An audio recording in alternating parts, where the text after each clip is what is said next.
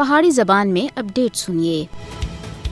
مقبوضہ جموں کشمیر میں تحریک آزادی کو کمزور کرنے اور ختم کرنے دی وجہ تھے بھارتی فوجیاں سن قتل عام دے درجناں واقعات مقبوضہ ریاست جموں کشمیر کے اندر دہرائے ہیں۔ انہیں قتل عام وچوں زکورہ اور ٹینک پورہ سری نگر بھی شامل ہے، جدھر 1990 وچ آج ہی دے دیہاڑے سیتا دے پجاریاں اور وردی وچ ملبوس دہشت گرد بھارتی فوجیاں سن 50 تے زیادہ کشمیریاں کو خاک اور خون وچ نوال دتا سا۔ 33 سالاں دا لمبا عرصہ گزرن کے باوجود بھی شہداء دے متاثرین اج بھی انصاف دے منتظر ہیں۔ 1 مارچ 1990 وچ زکورہ کراسنگ اور ٹینک پورہ سری نگر اجتماعی قتل عام دی یاداں کشمیریاں دے ذہناں اور دلاں وچ اج بھی اسی طرح تازہ ہیں۔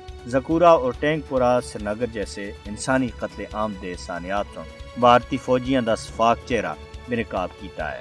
مقبوضہ کشمیر دنیا دا سب دے زیادہ فوجی تعیناتی والا خطہ بن گیا ہے اور بھارتی فوجی پچھلے 75 سالاں تھی کشمیری عوام دے قتل عام وچ ملوث ہیں۔